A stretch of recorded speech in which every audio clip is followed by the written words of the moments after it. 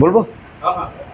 জি, আপনারা সকলেই জানেন যে আমাদের এই যে কিছুদিন আগে আমাদের নারায়ণগঞ্জের মধ্যে যে ছাত্রদল এবং ছাত্র শিবিরের যেই একটা অনাকাঙ্ক্ষিত সংঘর্ষ হয়েছে, এবং এই সংঘর্ষের ফলে আসলে এটা আমাদের অনেকেই, আমাদের নারায়ণগঞ্জবাসী সহ আমাদের সাধারণ শিক্ষার্থী সহ অনেকেই বিষয়টাতে আসলে আশাহত হয়েছেন।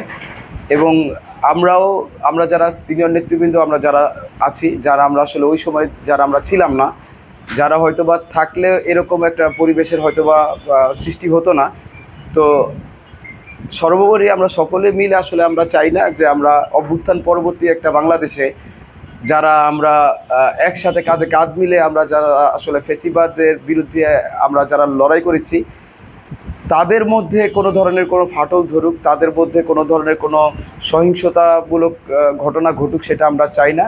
পরবর্তীতে আমরা সকলেই যেন দায়িত্বশীল আচরণ করি, সকলের ক্ষেত্রেই যেন আমরা যা বলি তা যেন আমরা খুব শালীনতার সাথে বলি, আমরা যা শুনি তা যেন আমরা খুব ধৈর্য সহকারে শুনি। আমরা সকলেই নিজেদের দুর্বলতার জায়গাগুলোকে যেন আমরা ফাইন্ড করে যেন আমরা সেগুলোকে আরও পরিচালিত করতে পারি, পরিণত করতে পারি, সেই ব্যাপারে আমরা সকলেই সজাগ থাকার চেষ্টা করব।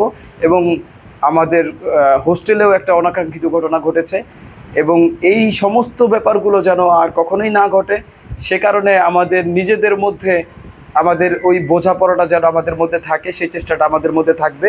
এবং আমরা আশা করি পরবর্তীতে আর কখনোই এরকম সহিংসতামূলক ঘটনা ইনশাল্লাহ ঘটবে না, অন্ততপক্ষে ছাত্রদলের পক্ষ থেকে ঘটবে না, আশা করি ছাত্র শিবিরের পক্ষ থেকেও ঘটবে না। এবং আমরা যদি উভয়ের ব্যাপারগুলোকে ছাড় দিয়ে যদি আমরা দেখতে পারি, আমরা যদি কম্প্রোমাইজ করতে পারি, তাহলে একটা সুষ্ঠু একটা ক্যাম্পাস বিনির্মাণ করা সম্ভব, সুষ্ঠু একটা পরিবেশ এবং সুষ্ঠু একটা দেশ আসলে বিনির্মাণ করা সম্ভব। ধন্যবাদ।